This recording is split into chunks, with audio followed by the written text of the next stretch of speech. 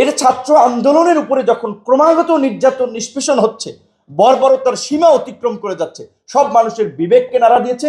18 সালে কোটা সংস্কার আন্দোলনে এটা একবারই ছাত্রদের একটা যৌক্তিক এবং জনপ্রিয় আন্দোলন ছিল।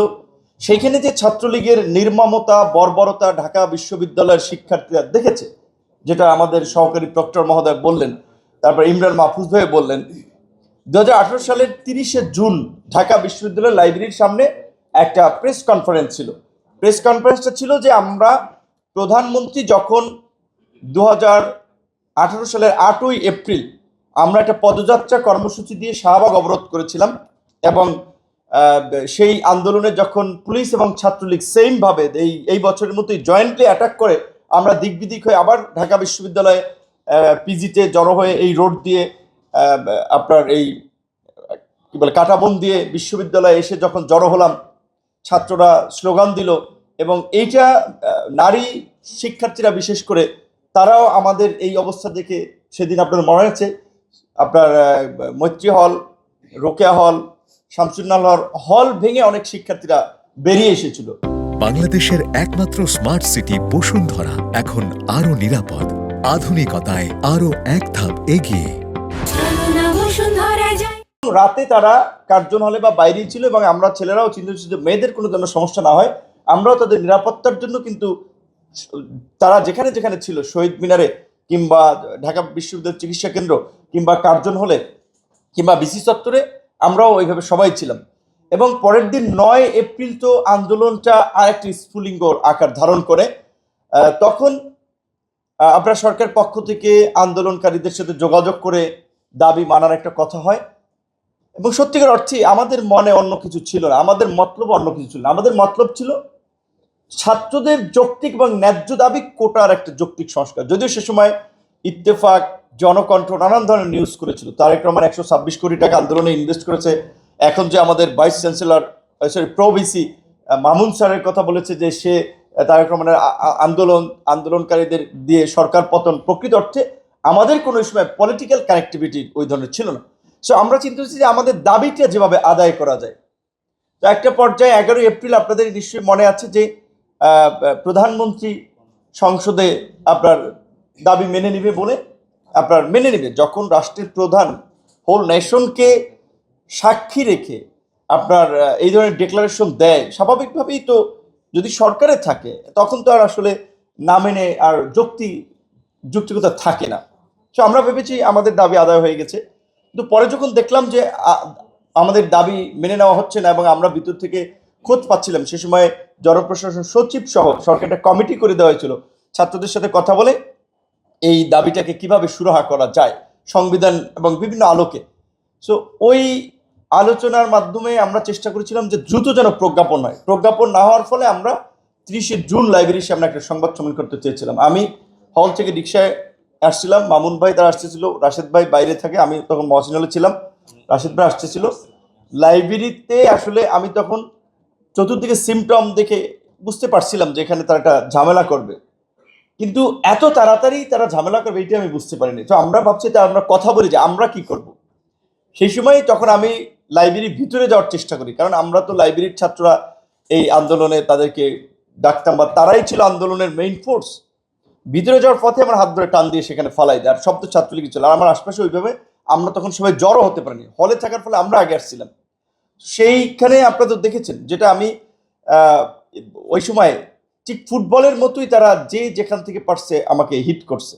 এবং এইবার আমি কিন্তু সম্ভবত 24শে জুলাই কিন্তু আমি প্রিজন ব্যান্ড থেকে বলেছিলাম যে ইন ডিবি কার্যালয় I was treated like a football, because বিশেষ করে যারা ছাত্রলীগ ব্যাকগ্রাউন্ডেড অফিসার তাদের যে কি ক্ষোভ আমার প্রতি ছিল। কারণ কথা হয়তো জিজ্ঞাসাবাদ যে একজন বলতে, স্যার ও তো এই প্রধানমন্ত্রীকে সম্মান বলে না, মাননীয় প্রধানমন্ত্রী বলে না, শেখ হাসিনা বলে, বঙ্গবন্ধুকে সম্মান দেয় না, ও শেখ মুজিবুর রহমান বলে, এরকম ভাবে। আর ও ও এই আমলে ভিপি হয়েছে, কিন্তু ও সবচেয়ে বেশি সরকার বিরোধী, মির্জা ফখরুলের চেয়েও বড় নেতা, মানে এই সমস্ত কথাবার্তা বলে কার্যত তো যখন জিজ্ঞাসাবাদের যে কয়টা ফেস ছিল চোখ তো বন্ধই ছিল। কিন্তু আমি তারপরে কিন্তু ভয় পাইনি, যা ঘটছে আমি কিন্তু বাইরে বলছি, অ্যাটলিস্ট মানুষ জানুক দিস ইজ হ্যাপেনিং। এবং 2 দফায় আমাকে 10 দিন রিমান্ডের পরে এমনকি এই দ্বিতীয় দফার ওই রিমান্ডে আমি তখন এই বিচারককে বলছিলাম, আমার এই টি শার্টটা খুলে দেখাইছিলাম যে আমার গায়ে তো এমনিতেও কালো রক্ত জমে আছে, কালো মানুষ হয়তো চিনা যান, আপনি প্রয়োজনে দেখেন। তো এই অবস্থায় রিমান্ড দিলে তো আমি মারা যাব। রিমান্ড আপনি অন্তত কনসিডার করেন, কয়েকদিন আগে ট্রিটমেন্টের আমাকে পারমিশন দেন, দেন তারপরে রিমান্ডে নেন।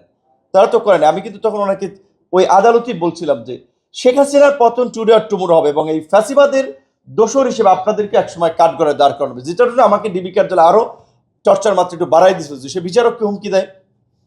এবং দ্বিতীয় দফায় তো 1 আগস্ট আমি আসলে কিছুটা কিংবা আমি কখনো ওইভাবে জেলে যাই নাই, এবং জেলে ওইখানে আমার সাথে আরেকটা মানসিক টর্চার করা হয়েছে, রাখা হয়েছে নিচতলায়, খাবার ময়লা পানি টানি পরে এগুলোর গন্ধ, মশা। আমি ব্যক্তিগতভাবে বিশ্ববিদ্যালয়ে আমার যারা রুমমেট ছিল তারা বলতে পারবে, যেহেতু ইংরেজিতে পড়েছিলাম, ইংরেজির ছাত্রদের টিউশনের একটা ডিমান্ড আছে, আমি টিউশনি করতাম, তো কাজে ফ্যামিলির ভিতরে চাপ দেওয়া লাগতো না। একটু চলাফেরায় একটু মানে আমার একটু নিজের পরিষ্কার পরিচ্ছন্ন থাকা, একটা সাবান শ্যাম্পু লোশন টোশন, মানে হলের ছাত্রদের যেটা ব্যাচেলর ছেলেগুলো অনেকটা মেনটেন করে না, বাট আমি সেটা মেনটেন করতাম। এবং এখন মাঝে মাঝে ভাবি এই চুলে জেল দিতাম, শ্যাম্পু করতাম, এখন চুল যাইতেছে উইঠা। মানে ইয়ং বয়সে অনেকের তো কত ধরনের শখ থাকে। এবং আমি ওই সময় দেখবেন, মানে অনেকে বলে যে আমার ওই সময় আমি একটু কাপড় চোপড় রেখে, এটা আমার একটু ভালো লাগা ছিল। আজকে একজন বলতেছিল কালারফুল পাঞ্জাবি পরেন, একটু সিরিয়াস কালো মানুষ, আমি একটু আছে একটু কাপড় চোপড় আমার নিজের চয়েসে পরি। তো ওই সময় আমরা বিশেষ করে আমার জায়গা থেকে আমি একটু সচেতন থাকার চেষ্টা করতাম, নিজে একটু পরিপাটি থাকার চেষ্টা করতাম, এবং অনেকের সাথে আমি একটু ফ্রেন্ডলি ছিলাম, মিশুক ছিলাম, অনেকের সাথে মিশতাম। তো আমার পাশে ছাত্রলীগের একজন নেতা, কেন্দ্রীয় নেতা সে ছিল, সে আবার আন্দোলনের কি প্ল্যান, সরকারের কি প্ল্যান, এগুলো মাঝে মাঝে আমাকে বলতো, আমার এলাকার ছিল। তো আপনার এই যে ওই দিন যে হামলাটা হবে 30শে জুন, আমাকে আগের রাতে বলছিল যে তুমি আর রাশেদ কিন্তু টার্গেট। আমি ভেবেছিলাম আসলে ওই সময় মানে নেতৃত্ব পর্যায়ের বিভিন্ন হলের বরিশালের লোকজন, একটা আঞ্চলিকতা বিষয়, আমি অনেককে চিনি, এবং কেন আমার উপর আক্রমণ করবে, কারণ সত্যিকার অর্থে ওই সময় ছাত্রলীগও আন্দোলনের পক্ষে ছিল অনেকে। ছাত্রলীগের ছেলেরা তো সবাই আপনার ফুল টাইম রাজনীতি করবে এইটা না, তারাও ভেবেছে এই কোটার কারণে তারা চাকরি পায় না। তো আমি ভাবছি এটা অন্তত আমাকে হিট করবে না, বিকজ তারা আমাকে ভালোভাবে চেনে।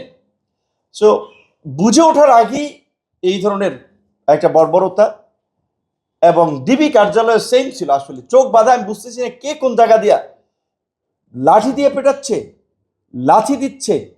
আবার আমি ভাবছি ক্লান্ত, আমাকে বসতে বলছে, কয় বসো এখানে, চোখ তো বাঁধা। তো বসতে গেলাম চেয়ার, সেটাতে আবার ইলেকট্রিক সেটিং ছিল, মানে এই অবস্থা। তারপর আবার ভাবলাম যে এগুলো শেষ, তো আমি ভাবছি চলে যেতে হবে। এর মধ্যে আবার বলছে না না, এটা তো একটা টিম গেছে, আরো এক টিম আছে, তারা তো এসে আবার গামছায় ইয়া করে কিসে কি ঝুলাইছে আমি তো জানি না, ঝুলাইয়া পা থেকে ইয়া করা পর্যন্ত। এবং এইবার যারা গ্রেপ্তার হয়েছে, ইনক্লুডিং জামাতের সেক্রেটারি জেনারেল, আমরা একই ডিবি কার্যালয়ে একই রুমে ছিলাম, বয়স্ক মানুষ, সিনিয়র মানুষ বা অনেক সিনিয়র নেতারা বলে না কর্মীরা ডিমোটিভেট হবে, আতঙ্কিত আমি দেখেছি। এইবার আগে কি হয়েছে আমি জানি না, তবে তারা সবাই বলেছে আগে রাজনৈতিক নেতৃবৃন্দের সাথে এই ধরনের আচরণ করা হতো না, একটু ন্যূনতম সম্মান ছিল। তো এইবার সবাইকে, জামাতের সেক্রেটারি জেনারেল আমি দেখছি ওনার এখানে বলছে ফুলা, তার মানে উনি যখন রুমে আসছে, সিনিয়র মানুষ মুরব্বী মানুষ, উনি তো বলবে না, কিন্তু আমি বুঝতে পারছি তাহলে ওনাকে নিশ্চয়ই আমার সাথে যেটা করেছে চুল টুল মানে বোঝা যাচ্ছে এলোমেলো, তার মানে বুঝছি ওনাকে ও টর্চার করছে। আর বিএনপির যারা সিনিয়র নেতা ছিল আমার সাথে, টুকু ভাই, জাতীয় ফুটবলার আমিনুল ভাই, তারপরে বেশি অসিদ্দিন নাসিম, ঢাকা বিশ্ব নাসির ছাত্র দলের সাবেক নেতা, ঢাকা বিশ্ববিদ্যালয়ের ছাত্র ছিল, এরকম অনেক জাতীয় নেতারা, সিনিয়র নেতারা আমরা একটা রুমে ছিলাম, পার্থ ভাই সহ। সেই ক্ষেত্রে যাদেরকে নিয়েছে প্রত্যেকেই মোটামুটি টর্চারের শিকার হয়েছে। তো এরপরে দেখেছি যে সিনিয়র নেতারা যখন কোর্টে তুলে আয়রন করা শার্ট টার্ট পাঞ্জাবি পরে তারা যায়, বুঝছিস না আমি এটা পরে যাব না, আমি যেটা হয়েছে আমার সাথে আমি দেখাবো, এখানে আমি টি শার্ট পরেই কিন্তু আমি কোর্টে গিয়েছিলাম, এবং আমি বলছিলাম যেটা হচ্ছে। এবং অনেকে আমাকে নিষেধ করেছে যে বাবা দরকার নেই, আসো এমনি খাঁচার মধ্যে এই সমস্ত কথা বলে আরো তোমার এই টর্চারের মাত্রাটা বাড়াবা। এবং আমার রুমে যারা ছিল প্রত্যেকে বলতে পারবো, অনেকে বলছে অসীম ভাই একবার টকশোতে বলছে, পার্থ ভাই প্রায় প্রায় বলে, অনেকে তারা দেখেছে যে রিজভি ভাই সহ ছিলাম, আমার সাথে কি করা হয়েছে। তারপরেও কিন্তু 1 আগস্ট যখন আমাকে কোর্টে তোলা হয়, আমার কাছে মনে হলো একটু শুনশান নীরবতা। তো ডিবির কার্যালয়ে যে নিচে হাজতে অনেকের সাথে দেখা হয়, জিজ্ঞেস করি কি অবস্থা ভাই, অনেক পুলিশের সাথে জিজ্ঞেস করি কি অবস্থা ভাই, বলছে ভাই অবস্থা খুব, আমরা বাড়ি যেতে পারি না, এই এক পোশাকে কয়েকদিন ধরেছে। আমি আপনি পুলিশের লোক, আপনি বাসায় যেতে পারেন না?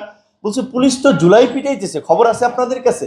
মানে তাদের মধ্যে একটা এরকম মানে আতঙ্ক, অজানা আতঙ্ক। এবং ডিবি কার্যালয়ে এটা দেখেছিলাম যে অফিসাররা একজন একজনের সাথে কথা বলতেছে যে আমরা বিএনপিকে এতদিন ধরে সাইজ করে রাখলাম, 28 অক্টোবরের সমাবেশ পণ্ড করলাম, এখন ক্রেডিট নিচ্ছে ডিজিএফআই, এনএসআই, তারা যা পারে করুক, আমরা কিছু করবো না। তার মানে বুঝতে পারছিলাম প্রশাসনের মধ্যে একটা অন্তর্কলহ শুরু হয়েছে। তখন সমকালের আমাদের পরিচিত যারা আমাদের নিউজ স্টেশন কভার করে সহ আরো দু একজন বলছিল, ভাই ওই প্রিজন ব্যান্ড থেকে নামাইয়া সিঁড়ি দিয়ে হাঁটানোর পথে, এই লিফট থেকে উপরে উঠানোর পথে, যে ভাই কিছু বলেন, আন্দোলন কিন্তু ঝিমাই পড়তেছে। কি বলবো আসলে, আমি এত হিসেব নিকাশ না করে আমি বলছি 90% পতন হয়ে গেছে, 10% ধাক্কা দেন, এবং কবি, শিল্পী, সাহিত্যিক, মানুষ আপনাকে রাস্তায় থাকতে হবে। আমি স্পেসিফিকভাবে কবি, শিল্পী, সাহিত্যিক এই কথাটা বলেছি, বিকজ কোনো গণ আন্দোলন বা গণ অভ্যুত্থান কালচারাল অ্যাক্টিভিস্টদের পার্টিসিপেশন ছাড়া, কবি, শিল্পী, সাহিত্যিক এই ক্যাটাগরির লোক ছাড়া সাকসেস হয় না। এবং মাঝখানে আমি দেখছিলাম একটা পত্রিকার ওই জেল, এই আপনার কারা আদালতের ওইখানেই পত্রিকা, যে আশফাক নিপুণ ভাই বাঁধন, তারা এফডিসিতে ওইখানে প্রোগ্রাম করেছে। সো এই জুলাই গণ অভ্যুত্থানে আজকে যে আলোচনা হচ্ছে শিরোনামে, যে আমার চোখে জুলাই, এখন এক একজনে এক একভাবে বলতে পারে, তবে আমি মনে করি যারা নেতৃত্ব পর্যায়ে আছে তাদের একটা জুলাই সম্পর্কে নির্মোহ এবং নিরপেক্ষ বিশ্লেষণ থাকা দরকার। তাদের আসলে এককেন্দ্রিক ইতিহাস, এই যে তাদের জায়গা থেকে আসাটা, কিংবা ইতিহাসে বিতর্ক তৈরি করে, বিভ্রান্তি তৈরি করে এমন বক্তব্য দেওয়াটা ঠিক না। সেজন্য এই আলোচনাগুলো ব্যাপক মাত্রায় হওয়া দরকার। কারণ এই জুলাইয়ে যে আরো কত মানুষের কত অজানা গল্প আছে সেটা কেউ জানে না। যেমন আমাদের একজন ছাত্রী বোন বলল যে তাকে বাবা মা তো প্রত্যেকের সন্তানকে স্বাভাবিকভাবে এই পরিস্থিতি দেখলে আতঙ্কিত থাকে, কিন্তু জানতো না, আমরাও জানতাম না তো হাসিনা পতন হবে, কিন্তু 5ই আগস্ট এইরকম হবে এটা তো আমরা জানতাম না। যদি জানি, কেউ যদি বলে এর চেয়ে বোগাস বা মিথ্যাচার দুনিয়ার আর কিছু নাই। কারণ এটা একটা ছাত্র আন্দোলন ছিল, এইটা মেটিকুলাসলি ডিজাইন না। যদি আমাদের chief adviser I think consciously আর আনকনসিয়াসলি বলেছেন, but this was not meticulously design. এটা ছাত্র আন্দোলনের উপরে যখন ক্রমাগত নির্যাতন, নিষ্পেষণ হচ্ছে, বর্বরতার সীমা অতিক্রম করে যাচ্ছে, সব মানুষের বিবেককে নাড়া দিয়েছে।